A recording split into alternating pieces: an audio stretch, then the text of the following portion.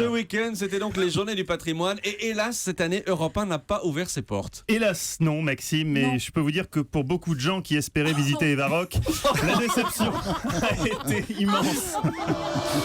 Comme l'année dernière, ils étaient venus en famille, certains ont tambouriné de rage contre la porte, d'autres se sont collés à l'affiche géante de Jean-Michel Apathy pour, à défaut de le rencontrer, capter au moins une parcelle de son fluide magique. C'est vrai.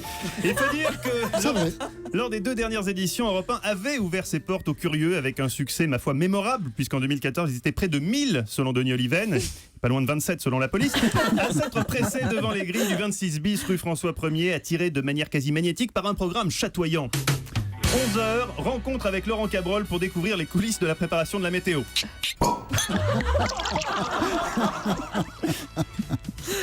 Midi, séance de dédicace avec des stars de la station. Comme qui? Comme qui je sais pas moi, Jackie Gallois par exemple. Pourquoi? Parce que c'était le seul à être dispo gratos un dimanche, franchement. 14h, visite guidée des locaux avec l'audio guide disponible en français, en anglais, en chinois et en chenouda. C'est complètement fabuleux, si vous voulez. Alors les enfants vont adorer. On voit des taches de couleurs comme ça, bleu, jaune, rouge, noir. Plus on marche, au fur et à mesure voilà, on marche et tout à coup. Donc vous l'avez refait ça. Tout à coup, c'est autre chose. Enfin, 16h, atelier découverte avec Thierry Geffrotin autour de la question: comment prépare-t-on une chronique culture? When I fall in love, it will be forever. Réponse, un peu comme une chronique météo, pas à la cristalline.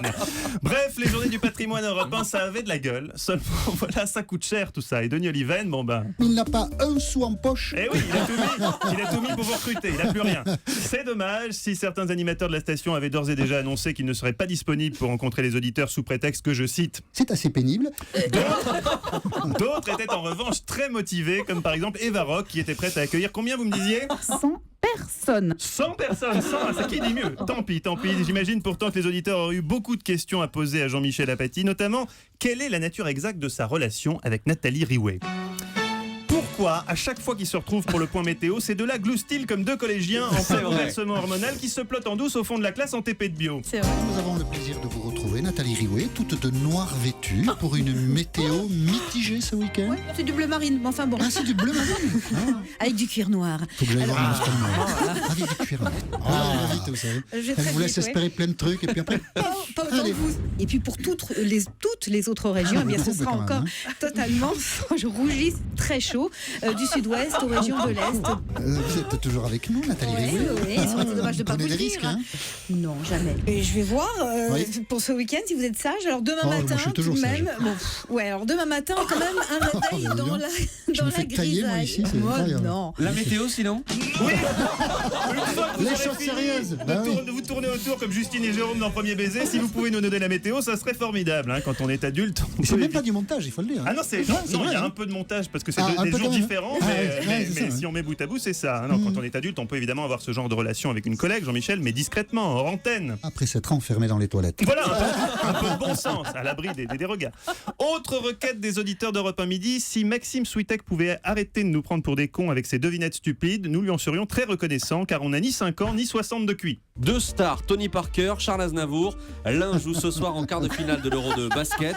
L'autre joue ce soir sur la scène du Palais des Sports à Paris. À vous de retrouver qui fait quoi. Ami auditeur, retrouve qui fait quoi. Ouais, bon, si tu tiens Est-ce que je absolument peux aux donner devinettes... un peu d'infos sur les coulisses de cette émission? Jean-Michel était contre cette question. Je l'ai maintenue. On comprend un peu pourquoi. Je suis de bons Enfin, conseils quand même. c'est ça. Enfin les amis, elle peut paraître douce et distinguée à l'antenne lorsqu'elle annonce fièrement qu'il est... Europe 1, il est 13h08. Mais méfions-nous, qui connaît vraiment Anissa? Qui sait vraiment comment elle occupe ses après-midi? Qui connaît ses goûts profonds?